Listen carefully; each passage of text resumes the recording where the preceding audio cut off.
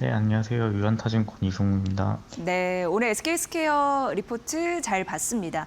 일단 실적 계속 좋을 것으로 예상이 되더라고요. 직접 그 데이터를 들어보도록 하겠습니다. 아무래도 SK스퀘어의 가장 큰 자산 중 하나인 자회사 SK하이닉스의 실적이 증가함에 따라서 아무래도 스퀘어의 실적도 계속해서 좀 증가세가 이어질 것으로 보고 있습니다. SK하이닉스의 지배손익 컨센서스가 올해 223조, 그리고 내년에 316조 원으로 이제 연초에 60에서 70조 원 정도에서 대폭 상향이 됐기 때문에 이러한 AI와 관련된 메모리 수요 강세가 계속되면서 스퀘어 역시 이제 연간 최대 실적이 계속해서 이어질 것으로 보고 있고요. 또 그 외에 이제 포트폴리오들의 이제 이익 개선도 좀 나타나고 있는 것으로 보이고 있습니다. 팀의 모빌리티 같은 경우도 이제 모빌리티 데이터 사업 매출이 외형이 한 22% 정도 올해 성장하면서 에비타 개선세가 이어질 것으로 보고 있고요.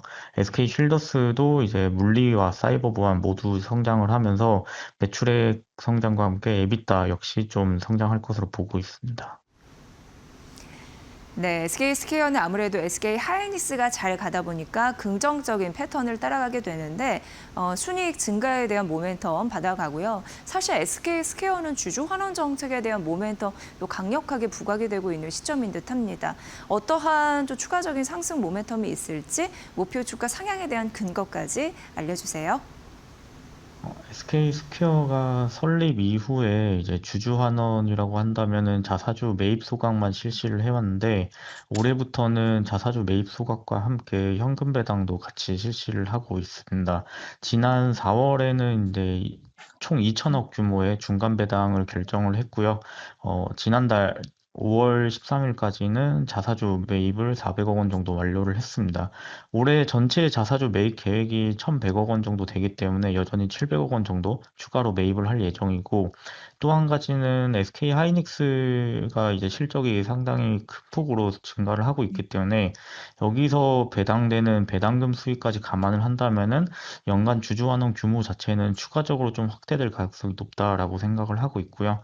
거기에 따라서 음, SK 하이닉스를 중심으로 하는 자회사 지분 가치가 연초에서 99조 원에서 375조 원까지 좀 확대된 상황이기 때문에 이에 근거해서 목표 주가를 210만 원으로 상향했습니다.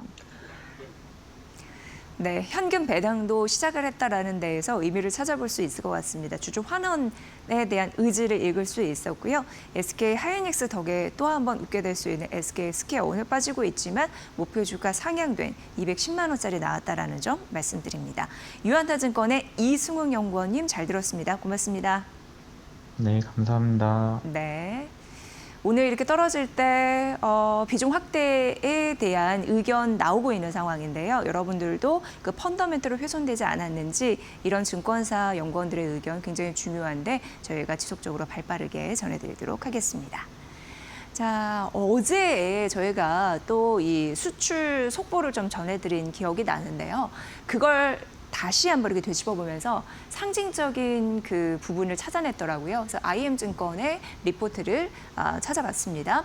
일단 6월 수출은 월 기준으로 처음으로 이제 1,000억 달러를 넘어서 흐름들이 나타났죠. 그래서 통째로 봤을 때 1년 사이에 한 70% 성장한 수출 모멘텀 우리가 확인해 볼 수 있었고 그중에서 이제 반도체가 절대적으로 차지를 했는데 이거는 1년 사이에 199% 이상 성장한 그런 수출 증가력을 우리가 만나볼 수 있었습니다. 그러면서 올해 전반적으로 수출이 1조 달러도 달성할 가능성이 있다라고 기대가 되고요. 하반기만 보더라도 5천억 달러 정도 수출 모멘텀 상회 가능하지 않을까 그런 기대감이 실리고 있는 와중입니다. 그렇다 보니까 전반적으로 국내 수출 경기가 레벨업되는 흐름들을 우리가 눈앞에서 겪고 있는 상황인데 일평균 수출액 같은 경우에도 사상 최고치 나왔더라고요. 그리고 중요한 부분은 이제 맨 마지막에 기술이 되어 있습니다. 그래서 비반도체의 양진이 시작이 되었나라는 걸 이제 생각하게 되는데 반도체를 제외하고 6월의 수출 규모를 따져봤습니다. 이거 반도체가 워낙 든든한 우군이니까 얘를 한번 제외해보고 다른 비반도체의 수출은 어떨지 계산을 해본 거죠. 그런데 의외로 또 월간 최고치를 찍었습니다. 그 얘기인즉슨 비반도체가 오래된 박스권에서 이제 탈출을 하는구나.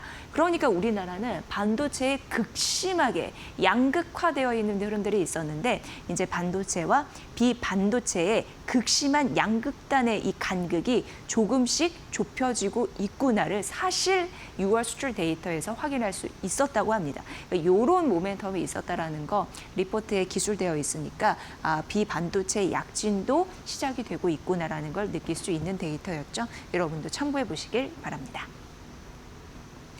네, 그리고 이제 기아 보도록 하겠습니다. 오늘 삼성증권에서도 기아를 다뤘고 이후에 말씀드리겠지만 골드만삭스에서도 기아를 다뤘습니다. 기아가 있어서 다행입니다. 이렇게 얘기하면서 목표주가 24만 원을 얘기를 했고요. 사실 이제 6월 글로벌 도매 판매를 보니까 현대차와 기아가 엇갈리는 흐름이 나타나고 있습니다. 상이하죠.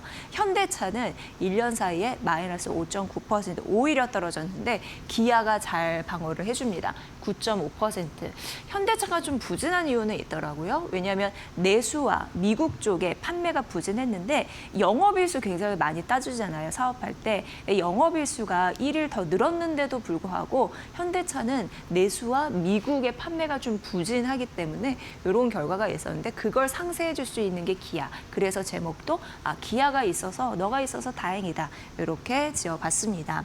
기아를 좀 따로 떼어서 보면요. 글로벌 도매 판매가 30만 대에 육박하더라고요. 잘 되고 있는 거고요. 사상 일단 최대 판매 기록을 하고 있는 거고 현대차 그렇다 보니까 부진한 것을 현대차 그룹주에서 봤을 때 상쇄를 해주고 있는 그런 역할을 해주고 있고요. 또 2분기 부품사 실적도 양호한 측면을 보여주고 있는 상황입니다. 지금 신차 전략들, 그 판매 전략들 이런 부분이 있는데 보면은 기아와 현대모비스를 중심으로 현대차를 상쇄하면서 가고 있는 전략들 나타나고 있는 그런 부분입니다. 그래서 피지컬 AI 투자가 가속될 수 있을지 이런 부분 지켜봐라라는 의미에서 기아에 대한 긍정적인 포인트를 줬고요. 다음 페이지에서 골드만삭스도 현대차보다 기아를 주목할 수밖에 없는 이유에 대해서 분석을 해놨습니다. 역시 앞서서 삼성증권이었나요? 두 증권사가 목표 주가가 동일하네요. 24만 원. 이건 좀 비슷한 밸류를 좀 측정했다라는 점 말씀드리고요. 이게 기아가 왜 현대차를 앞서는 것처럼 평가를 할 수밖에 없냐면 펀더멘털 대비 밸류가 또 매력적이라는 부분에서도 점수를 줄 수가 있나 봅니다. 미국과 유럽 이렇게 좀 양분해서 좀 설명을 해드리면 미국은 이게 이제 미국을 공략하기 위한 SUV죠. 텔룰라이드, 하이브리드 이 부분이 이제 2월 출시가 되면서 긍정적인 패턴을 보여주고 있고요.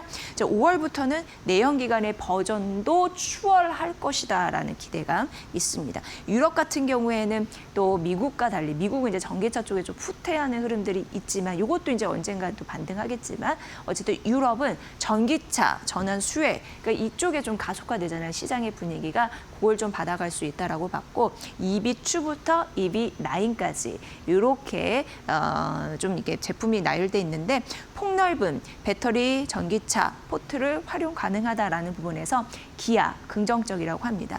이 부분 챙겨보시길 바라겠습니다.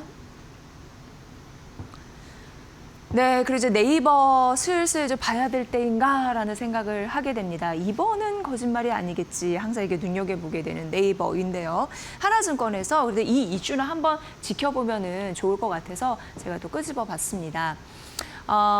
이게 이제 스테이블 코인 컨소시엄이에요. 오픈 스탠다드라는 곳이 있는데 140개 이상의 기업과 협력을 했습니다. 어떤 협력을 했냐면 하반기 OUSD라고 해서 이게 오픈 달러라고 보시면 되거든요. 오픈 USD. 그러니까 달러를 기준으로 한 신규 스테이블 코인이라고 보시면 되는데 그걸 출시하겠다. 그런 계획을 세운 겁니다. 이거의 특징이 있습니다. 뭐냐면 발행이나 상환 수수료를 최소화하는 겁니다. 그리고 굉장히 중요한 특징이 있는데 이게 바로 이제 네이버와 같이 연결이 되는 거거든요. 뭐냐면 준기금, 운용 수익의 대부분을 유통기업 쪽에 좀 주는 흐름들이 있습니다. 예전에 이런 게 없었습니다. 그런데 준비금, 운용 수익금을 유통사에게도 일부 떼어주는 흐름들. 여기에 붙은 기업들도 상당하겠죠. 거기에 대한 메리트 때문에 사실 네이버와 연결되니까 그 스토리텔링을 따라가 보시면 될 것 같고요. 그렇다 보니까 그러니까 여러 기업이 협력을 하죠. 그러니까 140개 기업과 한다고 했으니까 일단 비자, 구글, 코인베이스 있고 우리나라는 삼성전자, 하나그룹 있는 걸로 보이고 두나무 있고 그렇습니다. 그런 기업들이 함께 협력을 하겠다라는 부분인데 그렇기 때문에 오히려 경쟁사라고 해야 될까요? 서클의 주가는 17% 이상 급락하는 흐름들도 있었습니다. 그러니까 새로운 매기, 강자가 이제 등장한 경쟁력이 있는 그런 것 때문에 서클은 좀 떨어졌다라고 보시면 될 것 같고요. 근데 사실 이제 서클이 USDC라고 해서 이 달러 스테이블 코인 이런 부분과 연관이 돼 있는데 그걸 봤을 때 경제적 해자라고 해야 되나 해자를 가질 수 있는 두 가지 방법이 있었습니다. 그러니까 기존의 세력들은 그게 뭐냐면 미국 제도권에서 최대 발행을 할 수 있었고 그러니까 량 그리고 코인베이스 이게 거래소 1위 기업 1위잖아요. 1위 거래소 그거와 강력하게 연대할 수 있는 힘이 있었는데 이제는 어떻게 보면은 이 오픈 USD 요 스테이블 코인 달러를 기반으로 한 이게 출시가 된다라고 말씀드렸는데 이러면 유통사에서 앞서서 말씀드린 대로 유통량을 기본으로 해서 준비금 관련해서 수익 배분 구조가 나뉘게 됩니다. 그러니까 유통사가 더 가져갈 수 있는 흐름이 있으니까 사실 USDC 같은 경우에는 코인베이스에 일부 주고 유통 이런 부분은 주지 않았거든요. 그렇기 때문에 기존의 뭐 USDC, USDT를 흔들 게임 체인저가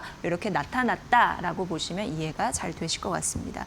그렇다면 우리 입장에서는 원화 스테이블 코인 관련해서 사실 오픈 USD 출시, 스테이블 코인 출시하는 계획이 또 상당 부분 영향을 미칠 수가 있습니다.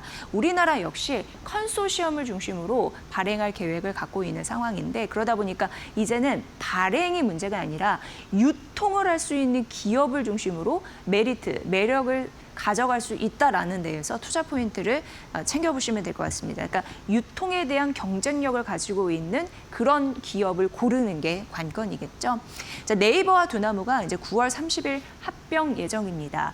그런데 이제 생각해 보면은 네이버, 두나무 이제 합병을 하면서 이쪽으로 유통 구조를 가져갈 수도 있잖아요. 그리고 작년 5월인가 6월인가 그때만 생각해봐도 스테이블 코인 관련해서 우후죽순 어중이 떠중이 다 같이 올라갔지만 이제는 이렇게 유통 경쟁력을 핵심적으로 가져가는 기업이나 뭔가 확실한 사업적인 모멘텀, 미래 성장 동력을 장착한 그런 기업만이 이번에는 갈 수 있다고 합니다. 그러니까 철저하게 옥석 가리기가 가능한 장이라는 건데 그런 의미에서 보면은 네이버가 긍정적이고 그래서 지금 이렇게 밀렸을 때 비중 확대 전략을 누려야 된다라는 그 근거로 제시를 했습니다. 하나증권이 왜 네이버가 지금 비중 확대의 힘을 발휘할 수 있는지 그 근거를 살폈으니까 여러분도 잘 판단해 보시죠. 네, 그리고 이제 하이브. 오늘 전반적으로 엔터주 뛰는데 하이브도 반등을 하더라고요. 그러니까 이 얘기는 뭐냐면 하이브 싸도 너무 싸다. 그래서 지금 밸류 매력이 크네. 이렇게 쉽게 정리를 해볼 수 있을 것 같습니다. 그러니까 너무 싸니까 지금 비중 확대, 강력한 비중 확대의 구간이다. 이렇게 언급을 했습니다. 전반적으로 봤을 때 4월과 5월 누적해서 투어 활동, 긍정적인 매출을 올릴 가능성이 있는 거고요. 그래서 시장 기대치에 어느 정도 부합될 가능성이 있다라고 언급이 됐고요.